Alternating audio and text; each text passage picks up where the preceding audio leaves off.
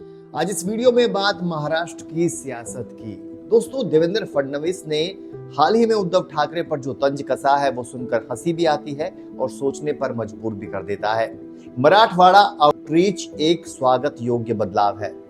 फडणवीस साहब ने ऐसा कहा, लेकिन टोन में वो चुभन साफ झलक रही थी। चलिए इस खबर को डिटेल में जानते हैं, आखिर हुआ क्या है। सबसे पहले दोस्तों थोड़ा बैकग्राउंड में चलते हैं।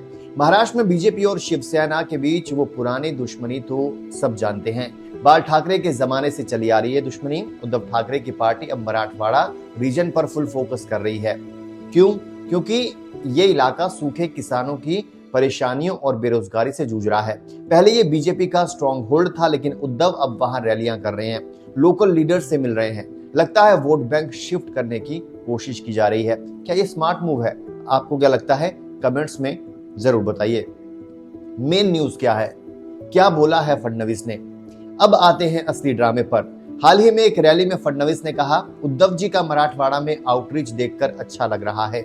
ये एक वेलकम चेंज है। लेकिन दोस्तों, वो स्माइल के पीछे का मतलब साफ है, तंज। जैसे कह रहे हो, अरे भाई ये तो हमारा आइडिया था, अब तुम कॉपी कर रहे हो। ये बयान ट्विटर पर वायरल हो गया। Hashtag Fadnavis versus Uddhav trend कर रहा है। उद्धव कैंप से अभी कोई रिएक्शन नहीं आया है, लेकिन आने वाले दिन में कुछ इंटरेस्टिंग सा रिएक्शन आने की उम्मीद सब लगा रहे हैं। उद्धव की स्ट्रेटेजी, क्यों ये मूव? अब चलिए उद्धव के एंगल से देखते हैं। मराठवाड़ा महाराष्ट्र का वो हिस्सा है जहां किसान सुसाइड्स की खबरें आम हैं। उद्धव वहां जाकर वादे कर रहे हैं, बेहतर इरिगेशन, जॉब्स और मराठा रिजर्वेशन पर सपोर्ट। ये उनकी पुरानी मुंबई केंद्रित इमेज को चेंज करने की कोशिश लगती है। फडणवीस को चुभा क्या? क्योंकि बीजेपी वहां डेवलपमेंट के नाम पर वोट लेती रही है। उद्धव अगर सफल हुए तो 2024 के बाद के लोकल इलेक्शंस में गेम चेंजर हो सकता है। क्या लगता है, कामयाब होंगे?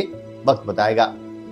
आगे बढ़ते हैं। फडणवीस का काउंटर पॉलिटिकल गेम क्या है, आप समझते हैं। फडणवीस का ये डिग साफ दिखाता है कि वो अलर्ट मोड में हैं। वो खुद मराठवाड़ा के इश्यूज पर काम कर चुके हैं, जैसे विदर्भ पैकेज। अब उद्धव को वेलकम कहकर वो अप्रत्यक्ष रूप से बोल रहे हैं, ट्राई तो कर लो, लेकिन हमारा टर्फ है ये महाराष्ट्र पॉलिटिक्स का क्लासिक गेम है, तारीफ के बहाने चैलेंज।